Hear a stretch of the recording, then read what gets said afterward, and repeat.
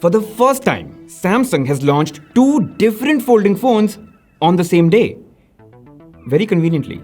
So first is their regular tall folding phone, which they're calling now the Z Fold 8 Ultra, and a more passport-like folding phone, and they're calling that the Z Fold 8. Now the most obvious question is, why is the new shape not the Ultra?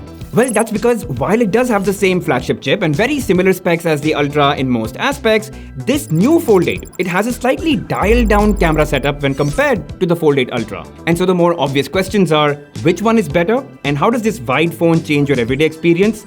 Second, what's actually new with these compared to last year's Fold 7? And third, when can you get them and for how much?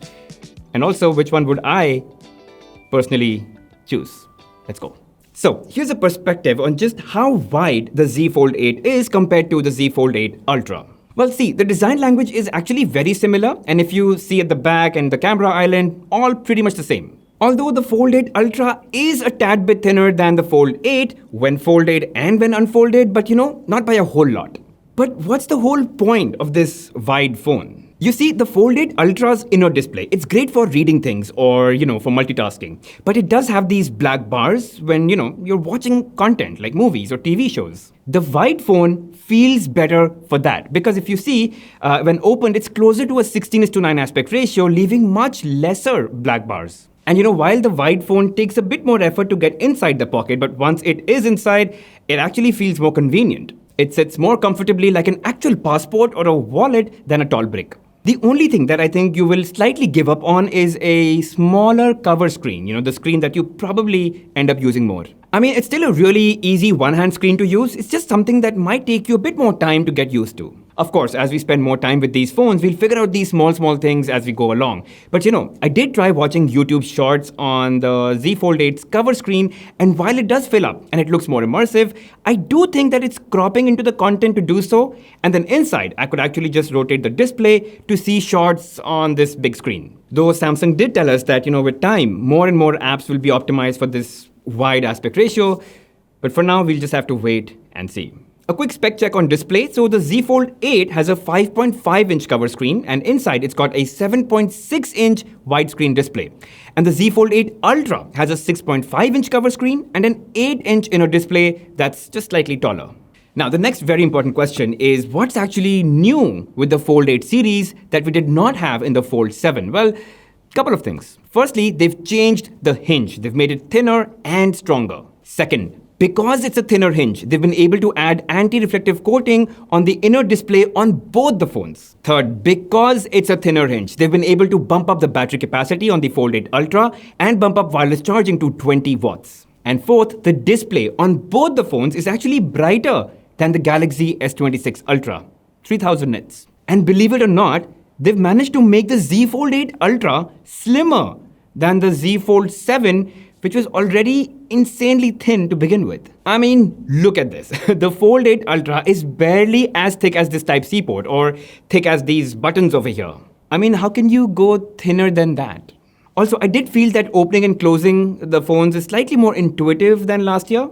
It's a very marginal difference. If you've used the Fold 7, you'll know exactly what I'm talking about. So all in all, while the overall feel is a lot like the Fold 7, but the Fold 8 Ultra does give you a better experience with opening and closing the phone. It's got a thinner, slimmer body, it's got more battery, faster charging, and better cameras. Because compared to the Fold 7, the Fold 8 Ultra gets a better 50-megapixel ultra-wide camera.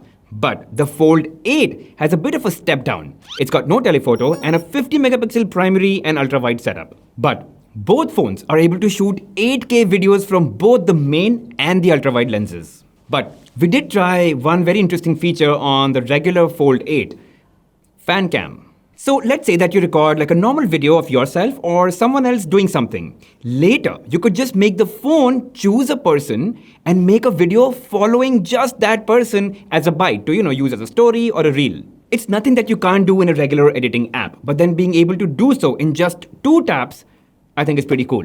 Now look guys, I think we'll see a lot more new features that's there in One UI 9 in both of these phones. And if you know me, I really take my time in digging them out and talking about it. So you might want to subscribe because when I do the full review, they're going to all come out. Look guys, the Fold 7 was a masterstroke. It was finally a foldable that was thin, lightweight, and had a usable cover screen. And it sold like crazy. And with the Fold 8 Ultra, serious hats off to the engineering team that they've been able to make it slimmer, stronger, and they've been able to add more battery all without increasing the weight. You know, personally, and I'm basing this purely on first impressions, I might prefer the Fold 8 Ultra over the Fold 8. And that's probably because I'm more of a productivity guy and not so big on, watching content or TV shows or movies. But I will commit to the use of Fold 8 and I'll see how different it is and how uniquely it enables you. And I'll put all of that in a full detailed review. God knows how long that's going to be, but I'm seriously very excited about that. So you definitely want to subscribe if you want to catch that. I was just thinking that Samsung has just been a bit shy of innovating in the recent past, but now they've got the tri-fold. They've got the new passport style fold, and of course they've got the regular fold. And so it is definitely reassuring. Of course, it could very well be to compete with Apple's folding phone that's due announcement this year, the iPhone Ultra. And just a great strategy by Samsung to make sure that, customers have everything available within Samsung as well. Now, since I'm making this video just before the announcement of everything on stage, I'll leave all the prices, the variants, and the colors that's available in the pinned comment and in the description, so you can definitely check that out over there. And that's about it, guys. But please let me know in the comments if you've got any questions, A. And B, let me know what about the Fold 8, the Fold 8 Ultra, would you like to know more of? So I'll try to address that in my full review, which will come out very soon. So definitely stay tuned, subscribe for that, hit that bell notification icon and mark all, so when that video comes out, you get to know the first. I'll see you guys in the next one.